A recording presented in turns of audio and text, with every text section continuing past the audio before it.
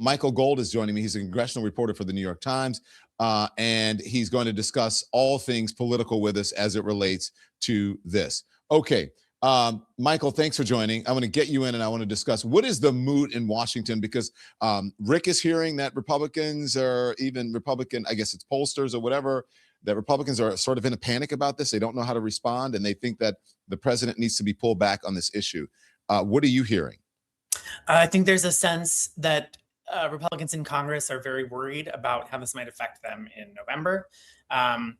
You're seeing a lot of people who would usually be silent when it comes to the Trump administration's immigration policy, saying they need independent investigations. I think perhaps the most striking thing I heard this weekend was James Comer, who's the chairman of the Oversight Committee, saying that he thought it was time to get ICE out of Minneapolis. And Comer, not usually a guy to break from the administration. You have someone like Andrew Garbarino, who's the chair of the Homeland Security Committee in the House, who is usually in lockstep with the administration. He's also saying that he wants a hearing on this. So I think you're starting to see Republicans get a little worried that the optics of this are not good. Obviously, they don't like what happened. But I think where they were hesitant to be critical in the aftermath of the shooting of Renée Good, this incident seems to have sparked a lot more criticism and a lot more concern. And I think the question in Washington, as always, is how long that carries forward, and we'll have to see. But I think you have a lot of House members very aware that they're going to have to answer for this at some point when they come back to Washington. So let me ask you about, because he is now pulling Bovino, I believe, out of Minnesota, and Kristi Noem. They're sending in, at least maybe she won't be the face of it anymore, and they're sending in Mr. Holman to do it. And there is a sense that Donald Trump realizes, and look, I'm not in Washington, you can tell me, that the messengers that he has there are not carrying the message and not doing the proper job. And there's frustration with Kristi Noem, perhaps with Pam Bondi and the folks who are on the ground. And that's why he's changing who is on the ground now. Is that correct? Is that a fair assessment? I think there was a feeling that something had to change. Something needed to be done. That this incident is awful. I think the videos of this one are very shocking, and perhaps as much, if not more, than the shooting of Renée Good, which I think was easier for whatever reason for the administration to write off. But I think there is a feeling that Tom Homan is going to be the adult in the room, that he's going to come and kind of right the ship a little bit, and that they needed to do something to show that they were hearing the criticism and complaint. At the same time, I don't know that I would expect a big change in the immigration policy. I don't know that they're going to stop doing these immigration raids. I think one person we haven't heard a lot from about any of this is Stephen Miller, which I find very interesting. But I think there is a sense that, Noem and Greg Bovino, it's just like, we have to get them out of there and show that the administration is doing something.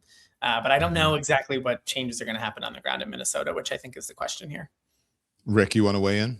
Yeah, I think Michael's exactly right. There's this idea they're going to change some of the characters in the play is, I think Miller and others are probably hoping that's going to settle this, and that Homan is more of a or less of a comic figure than Bovino is, in his little SS coat and all that, sort of strutting around. But I think there's a sort of weird incentive structure inside the administration right now, where this has given Trump a phenomenal number of his followers who are like, the tough guy Trump that they love is back, and they like the lib owning aspect of this, making people so angry and upset. So I wonder how, like, all these influencer types that have been pushing this out are going to do a 180, because that, as Michael talked about, as I've talked about, as other people are reporting today, including Jonathan Martin and Politico, there is the sense of anxiety. They don't want to tell Trump that they know how bad this is, but they want Trump to know how bad this is. Meaning, how do they know? Right. Well, look, I know that I know the TV as they normally do. No, I talked to a Republican pollster today who told me this is catastrophic. That this is going to weigh on on the re-elections. This is going to hurt them even more. This is another week they're not talking about any kind of economic idea. It's another week that they're stuck playing defense, and campaigns have one thing you never get back, and that's a lost day. So then also you have, Michael, Senator Rand Paul announcing that he's going to hold ICE and DHS hearings. You have the Democrats.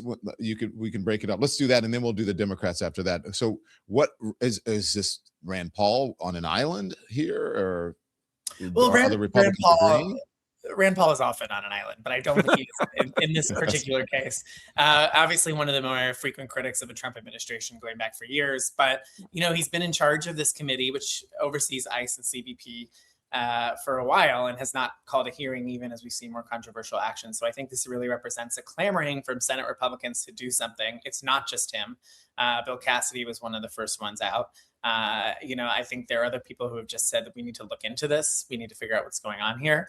To not give too much credit to Senator Paul, he was beat by the House, who, Andrew Garbarino from Long Island, who is less of a frequent critic, called for one of these hearings already. But I just think this is representative of the sense that something is shifting here. And I think, to jump off something Rick said, one thing I would point out is Republicans usually want to be talking about immigration. I mean, this is an issue that voters have typically seen them as being very strong on. It was something that they felt really secure in 2022 and 2024. But the way that this is all unfolded at the beginning of the year is making them very uneasy on what's supposed to be one of their signature issues. And I think the hearings are supposed to represent a way for them to regain some of that ground. And their numbers on immigration, their approval numbers on immigration, are always tied to Trump's. And Trump's numbers now on immigration are upside down. That was his best issue, and now it's collapsed to be a negative, not vastly negative, not as bad as the economy, but it is certainly now a negative issue for Trump. It's a boat anchor for these Republicans down the ballot. If you guys will allow me, I just want to play one thing and get your responses really quick. I promise you it'll be fast, but I want to get this out. This is Sarah Longwell this morning. And the reason that you were watching public opinion turn on this is for a few reasons. Number one, Democrats are finally finding their spine on this in a bigger way. Democrats have got to start going on offense on these things. The American people will be with you if you show leadership in this moment. We've already seen tonight Jackie Rosen, who's a swing state senator, call for the impeachment of Kristi Noem. Democrats should do this. I understand that in the past, people have felt like, oh, maybe this jumps the gun. Maybe it's too aggressive. No, it's not. Americans do not want to see police. I'm sorry, they're not police officers. Members of law enforcement, Border Patrol, covering their faces in masks, shooting Americans in the streets for exercising their First Amendment rights. I'm watching a lot of people on the right trying to make excuses, trying to say that you can't bring a gun. The fact is, this isn't going to wash in public opinion, especially if it keeps happening. And so I also want to reiterate, the people of Minnesota right now, they are doing the work that everybody needs to start doing, right? People need to find their voice in this moment. The business community, Republicans, speak up for what's happening in our country, okay? That's what time it is. Okay, Rick, I'll let you go first. What do Democrats do? Is she right? Yeah, look, stop the ICR. Even if it means they try to shut the government down, the Republicans will not shut it down. They will cave on this, and they should be forced to cave on this. And the second thing is, Democratic officials need to get out from Twitter and go to Minneapolis. Go stand in the street in front of ICE. I love you, Chuck Schumer. Go stand in the goddamn street in front of ICE. And I know there are a lot of Democratic senators who will do this. Yes. But they need to do it at scale. Make ICE cave. Make ICE stand in front of a whole bunch of members of the Senate and the House as they walk down the street with these protesters peacefully objecting to ICE's behavior and tactics. Make them cave, and they will. Yeah. And I call on Republicans to do it as well. It would be a powerful moment. Michael Gold. So is that what should Democrats do, and what will they do? You're there. You know. I'm not in the position of giving advice to Chuck Schumer for many reasons, but I will say I think it's very striking how quickly Senate Democrats came out against this after this shooting. I mean, I just don't think the will to do this was there at the beginning of the month. I really think something has shifted for them. Some of it is timing. It's just the fact that they're staring at a deadline on Friday. But I think you see it in statements from people like Patty Murray, who's the top Democrat on appropriations, who came out when Republicans and Democrats struck this deal for a spending bill and said, this is the best we can do right now. And we have to do something because we need to curb ICE. And if we don't pass this bill, then they'll just do whatever they want. And I think that was the party line heading into last week. Heading into this week, it seems to be like, this bill's not enough. We really need to do something. We really need to put our foot down. I don't know what that looks like exactly. Republicans seem to be very reluctant to split the Homeland Security bill away from the rest of these other bills that they have to pass. Anything could happen in the next few days. It's very funny. I don't think anyone thought we would be in partial shutdown territory in January. It really felt like everyone wanted to move past the last one. But I think the things that have happened have been so egregious. And I would point out too, there were a group of House members, a pretty big group of House members, led by Ilhan Omar, but also Pramila Jayapal, who were in Minneapolis, I think either last weekend or the weekend before, who've been trying to go, who've been trying to make the point that people need to see what's going on here and people need to be present here. I don't know. Look, I mean, the reality of it is it's 7 Democrats, I think, that they need to pass this bill. It doesn't seem like the will is there right now. So I think the thing for them to do on the Hill right now, talk really seriously about what it is they want, what it is they need to see, what concessions they need to put in, what guardrails they need, what concessions they need from Republicans. The tricky thing is the Senate is here this week, but the House is not. So anything that the Senate decides is going to go back to the House, and we're going to have a little ping-ponging and back and forth. But I think one other aspect of this that I just want to point out that I don't think is being mentioned is, and I know I'm realizing I'm talking a lot here, but the so-called big beautiful bill gave this massive windfall of money to ICE. I mean, millions of dollars that they didn't have before. Billions, I thought. Billions of dollars, excuse me. Yeah, probably billions is more accurate in this case.